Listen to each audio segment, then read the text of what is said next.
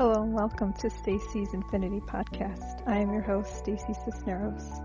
Thanks so much for joining me today. This is the podcast where we make the woo and all unconventional things work for you.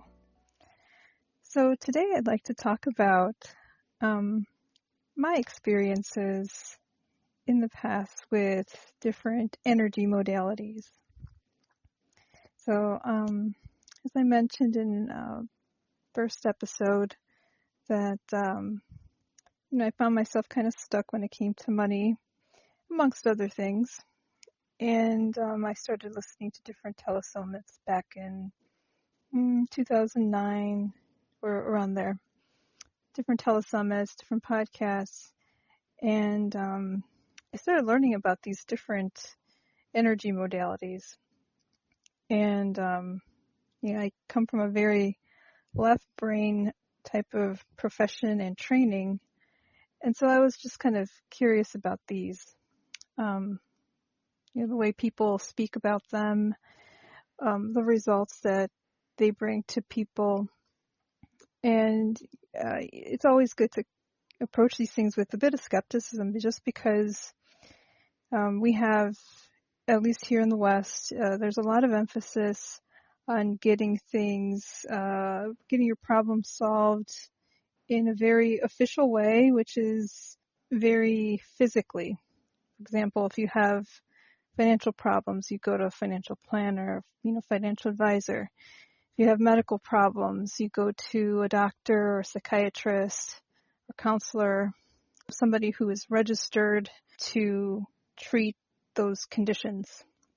If you have issues with rules and laws, you go to a lawyer for, contract negotiation, you go to the lawyer for all these different legal aspects that you need professionals for. These are all very left brain professions where kind of like what you see is what you get. And when we talk about things that are woo-woo, like energy modalities, people kind of, they're skeptical because when you use them, they're not always cut and dry. They're not programmed to give you the exact same results each and every time, because all of us are a little bit different, where we have different belief systems that we carry. So some things might work for some of us, other things might work for others of us.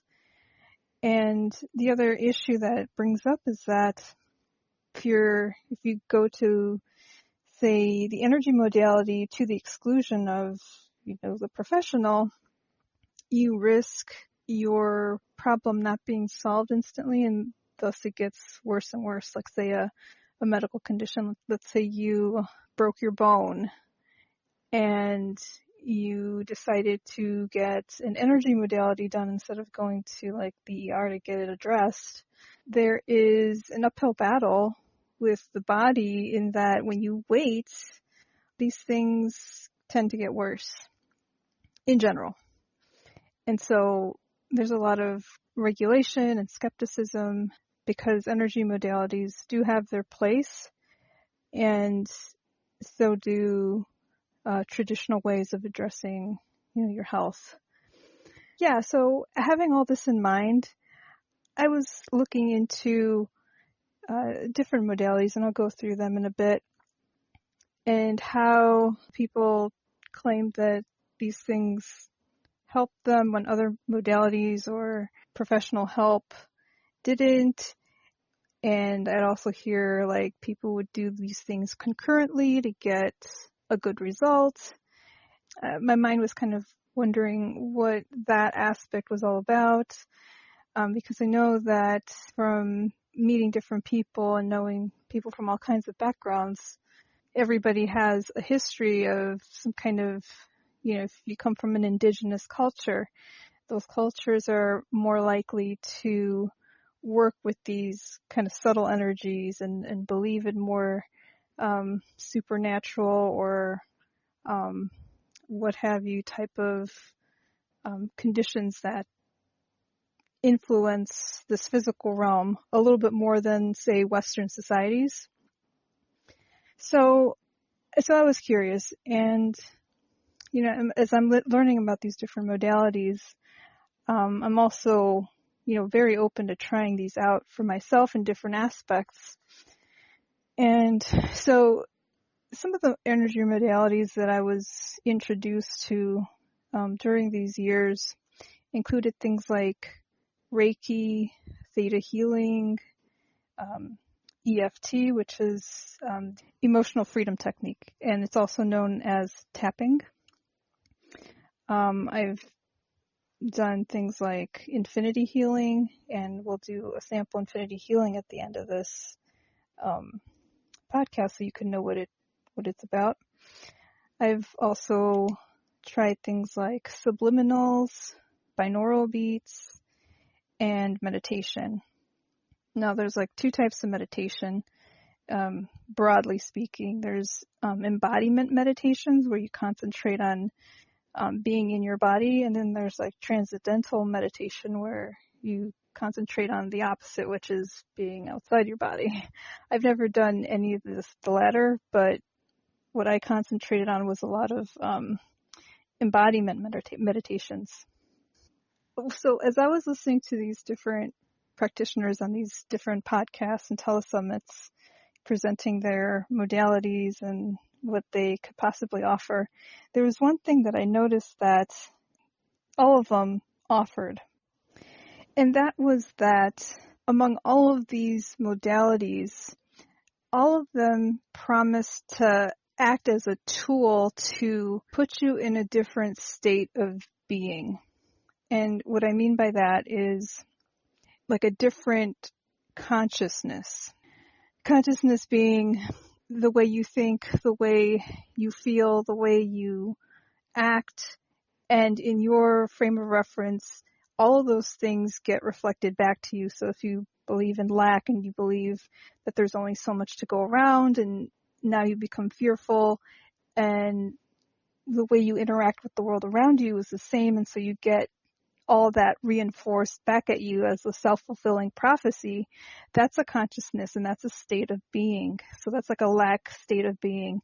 Whereas if you come at life as being abundant and that the universe is there to support you, and you feel this way and you believe this way and you act this way, again, your frame of reference, in your universe, that's going to be reinforced. It's going to be the self-fulfilling prophecy. People are going to be like, oh, this woman's happy. She's, positive. Let's give her a chance, more so than somebody else who's not in that frame of mind. And so that's oversimplifying. So these modalities help you, and they're tools to get you from, say, a lack consciousness all the way over to like a prosperity consciousness, for example. So these tools are not the only tools. We do have things like, left brain stuff like coaching, positive psychology, different trainings, things like that, which could also help with the practical aspects of changing states of being. And for some people, this, coaching and so forth does work, and I'm not saying that it doesn't. But the thing with the energy modalities is that they try to help you get to that root cause, which is that energy you're being, the energy you're putting off. Like, what's that root belief system that you're holding on to, that if you just let that go, that could actually change your perspective.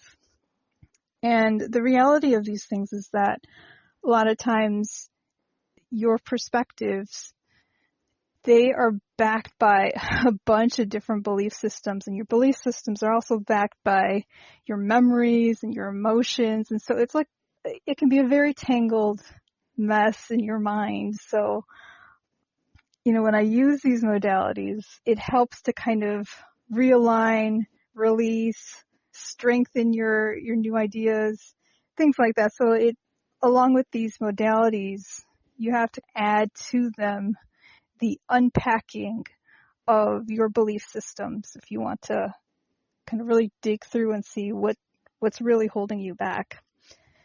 And so, so let me go through these really quickly. So like I said, the first one I really tried was theta healing. And theta healing is basically you have like a practitioner that's very intuitive or psychic. And what they do is they help facilitate you. And they help facilitate you by connecting to the creator, God, source, universe. And they also ask you different questions like, would you like theta healing for this? Would you like to download this from the source? And you would be like, yes. And in the session, you also get relaxed and you get into like a alpha brainwave type of mode. And the goal is to get you into a theta brainwave. And the practitioner is also in that theta brainwave. And I found that when I used this modality, it actually did help me shift different individual beliefs. I didn't, when I did it, it didn't really work for like huge global type of beliefs like the theta healing for lots of money. Like you have to go through each of the belief systems like, money's easy, money is good, money is not evil, things like that. So it would have to be very detailed and very drawn out. And then because, I would be in these theta brainwaves for like maybe, 20 minutes, half an hour, I found that my sleep cycle was a little bit disturbed, like the following day. But I did feel very relaxed and I did feel less tension about the specific topics that I did the theta healing for. So I thought that was interesting. And it confirmed what I was believing before, which was that our thoughts actually create our reality. And it's actually, your thoughts and your emotions and your state of being, the way you carry yourself, your identity, those kinds of things all together really solidify that consciousness that you're in. The next one I tried was Reiki. And that one, at first, I did not have a very positive experience of it. I couldn't really feel the energy of it, and then it just didn't really resonate, and I felt like it was very general. But that was my initial impression of Reiki. Years later, I had a friend who, trained others in Reiki, and she was telling me her story about how Reiki really helped her relax and really helped her process her own emotions and her own struggles. And so she offered to teach me the Reiki. And when I learned it from her, it was great. I could feel the energy better. It felt beautiful and light. It strengthened my idea of how important our intentions are. So as of today, I don't necessarily use Reiki on other people or even myself, but just knowing it helps me feel a little bit more empowered about the world I live in. Because one of the basic ideas behind Reiki is that there's universal love from the universe and that it's everywhere. And I believe that's a really positive, supportive idea that I think if more people believed it and bought into it, then I think we'd have a better world. So that was Reiki. EFT, so Emotional Freedom Technique. I came across this on the internet just because people were talking about different acupuncture, acupressure points on the body and how these were used in Chinese medicine to help reboot the body and help reboot emotions. And so basically what you're doing is you're tapping on different parts of the body, and these are acupuncture, acupressure points on your body. And they correspond to different places where you hold tension in your body, or that basically represent different organs that would represent where you would hold negative beliefs. So what you do is most tapping starts by your hand is kind of hitting on this side of your hand, on the side of your pinky finger. They call it the karate chop point. And you're just tapping on that area. And what you're doing is you're also speaking whatever belief system that's troubling you. So let's say like, I'm not able to close a deal, let's say, and it's causing me a lot of distress. So as I'm tapping on my karate chop point, I would say, even though I feel I cannot close this deal, I still deeply and completely love and accept myself. And then you go through the rest of the body where the, specific points are. And you go through the different aspects of that belief. Like, I don't believe in myself, but maybe now I can try, different parts. And then you're gradually getting to the point where you accept that you're open to the possibility that you can be successful. Again, this is a lot easier when you have a facilitator facilitating you and walking you through EFT. I have been to an energy psychology conference, and it's called ACEP, A-C-E-P. Its whole premise is to help therapists, counselors, psychologists, medical professionals, teachers, how to use this modality to help facilitate people that have had trauma, people that have behavioral issues. I know that they were just trying to start using that in some public school systems. But anyway, there's a lot of evidence behind emotional freedom technique as an adjunct, not as like a primary therapy, but as like an adjunct to, facilitate people's emotions. And I think what's going on the back end is that, yes, these are energy points on the body, definitely. And the other thing is that the mind also responds very well when you, one, acknowledge something that has happened in your life that's stressful, two, when you accept that something in your life, that was traumatic or stressful, and then, when you accept yourself, and then when you release those emotions and you accept that you have those emotions. So all those 5 components are necessary for people to release things from their physical body. It's like, an analogy is like these emotions just kind of get stuck in you, and the body just doesn't know how to release them until the consciousness, your mind, identifies what it is, accepts it, feels the feelings, and then the body can reboot and let all that stuff go. And let me tell you, like, I use EFT on myself when there's like this one belief that I'm like, oh, that's horrible, I can't believe that happened to me. If it's like this like one belief, it's very quick and it's very emotional, and then I get over it, and then I feel like my brain has more like computing power to operate. So EFT is really powerful, and I highly recommend it to people that want to try it out. I will say that it does bring up a lot of emotion, so it might not bring it up during the session, but it does like in the days that follow. So, be warned. Okay. And last but not least, infinity healing. Basically, the modality is you have a facilitator, and what you're doing is you are holding space for that other person to also release whatever it is that they need to release, and also to download, kind of like theta healing, how to download whatever it is they need to download to change their state of being.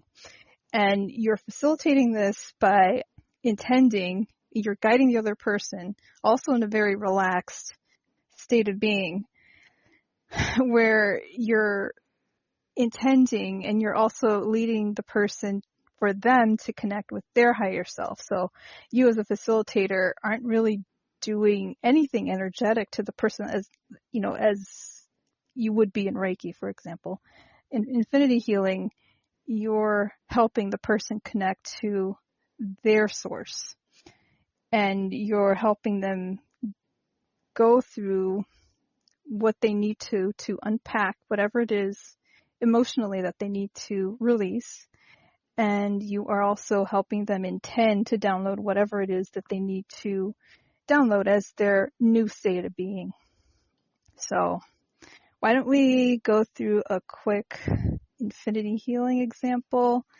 And of course, whenever I do this, this is not intended to be a substitute for professional advice, diagnosis, or treatment. And so, yeah, you guys get that from the, certified, qualified professionals, healthcare, financial, or otherwise. And then also, since it's a very relaxing meditation, please do not use this, do not listen to the guided meditation, when your attention is focused elsewhere, like operating heavy machinery or caretaking, driving. Let's begin. So get a moment and get comfortable position, arms and legs uncrossed. You can be sitting or lying down. And then set your intention to receive the maximum during the session. You can close your eyes. You can take deep belly breaths in and out. Okay. And starting now, we'll be working on self-empowerment. So if you would like an infinity healing, which is the connecting of you to your higher self, to God's source universe, the divine, the superconsciousness, relating to self-empowerment. If you'd like that, say yes. If there's any part of you that's not able to receive the maximum, would you like an infinity healing to clear everything in the way so you can receive the maximum right now? If so, say yes. And if there's any part of you that's not able to let go of the maximum during today's session, would you like an infinity healing to help you clear everything so that you can let go of the maximum right now? If so, say yes. And as soon as you release it, we're replacing it with what's for our highest good, the highest vibration our bodies can receive. And if there's anything in the way, interfering with, resisting, sabotaging, or afraid of all that's available for you today, would you like an infinity healing to address all that and to set all that aside? If so, say yes. Okay. So let's become aware of ourselves within that bigger part of ourselves, the source, the superconsciousness, the universe, God, the divine, spirit. And then let's visualize a beautiful liquid light pouring down from wherever this is. And it's pouring down into your head, into your neck, into your shoulders, into your arms, in your chest, in your back, your belly, your hips, your thighs and knees. It's going all the way down into your legs and ankles, into your feet, and then it keeps going all the way down, down, down into the ground.